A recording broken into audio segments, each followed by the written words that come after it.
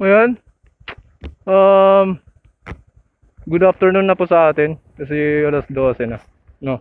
Ayan, welcome back po sa aking YouTube channel mga brother. Kamusta kayo dyan? Ayan, kagagaling lang po namin ng misa. Kasama ko po si Commander. Ayan. And ayan, uwi na po kami. Ayan mga brother, for today's vlog po ay atin pong pag-uusapan, no? So kasi napapansin ko to sa mga Facebook page. Ito yung mostly na katanungan nila, wherein pwede po bang mag-mix ang red at saka sa green na gasolina, or si premium at saka si unleaded. Ayan, pwede ba silang mag-mix?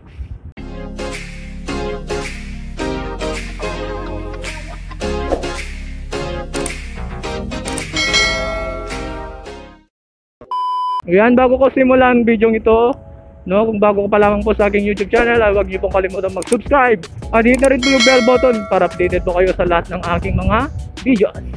At simulan na natin. Pwede bang mag-mix ang premium tsaka si unleaded? Pwedeng oo, pwedeng hindi. So, dumapo tayo kay pwedeng oo, no? Ayan, pwedeng oo dahil sa mga motorsiklong nasa low compression ratio, no?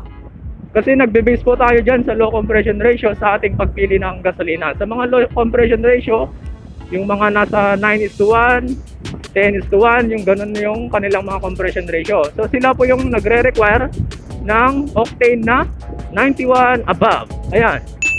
So meaning, pwede po silang gumamit ng 91 octane above, no? Pwede po hanggang 95 octane po. Pwede po yung premium. So ibig sabihin, pwede po nilang i-mix yung kanilang gasolina na red, no?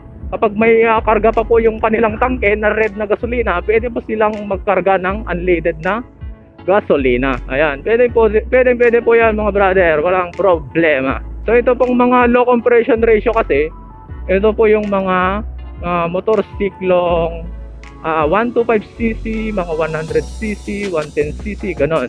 Pumunta naman tayo kay pwedeng hindi, no? Kasi meron mga motorsiklong high compression ratio. Ayan, yung mga nasa 12:1, mga 13:1. Yan na yung mga big bikes, no? Yung mga higher cc natin. So yung naka-indicate po kasi sa kanilang manual, no, is 95 above lang po na octane yung required sa kanilang motorsiklo. Meaning hindi po pwede ang 95 below, no?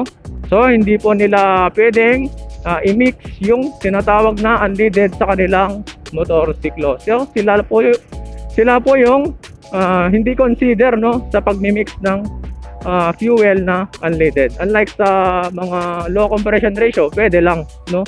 Sa mga 95 octane pwede nilang i-mix. Kasi no, sa mga high compression ratio, sa mga matataas na cc, kapag minix po nila yung mga lower octane, yung mga unleaded ganon, is pwedeng magkaroon ng pre-detonation or yung knocking na tinatawag sa ating motorsiklo, wherein nagkakatok po yung ating mga motorsiklo kapag ganon po yung ginawa natin, no, sa ating motorsiklo.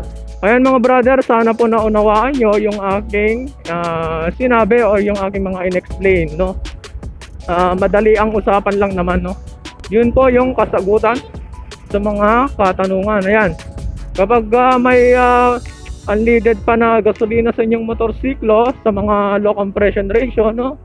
So makikita natin po yung ating compression ratio sa ating mga manual.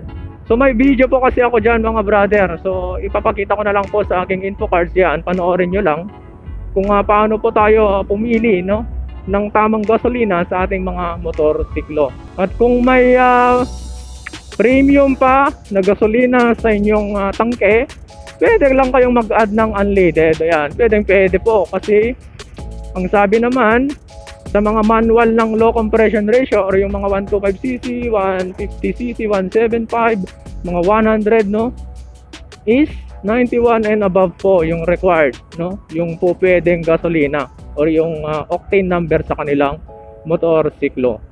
So wala pang problema, wag po kayong mangamba mga brother kung naihalo nyo po yung unleaded or di kaya premium na gasolina sa inyong motorsiklo. At gusto ko na rin idagdag mga brother, no, kapag nasa low compression ratio kasi yung mga gumagamit ng lower octane, no, is madali lang po yan masunog, no, yung mga 91 octane yung unleaded. And then unlike sa mga 95 octane, ayan, no, yung mga premium, mahirap po yan sunugin mga brother, no, kung kaya't ginagamit yan mostly ng ating mga big bikes. Ayan, no, dapat po piliin po natin yung nararapat na octane number na gasolina natin sa ating mga motorsiklo kasi may posibleng effects po yan yung ating mga ginagamit na gasolina sa ating mga motorsiklo. Sabi ko nga kanina, pwede pong magkaroon ng predetonation or yung naking natin natawag sa ating motorsiklo. Ayan, sana po may nakuha po kayong knowledge ngayon kahit maikling usapan lang po yung ating ginawang video ngayon. And kita-kits na naman tayo mga brother, no, sa aking next vlog kasi malapit na po tayo sa bahay. Ayan. Maraming salamat mga brother sa inyong pagsubaybay. Maraming salamat sa inyong panonood. God bless us all mga brother. And bye-bye!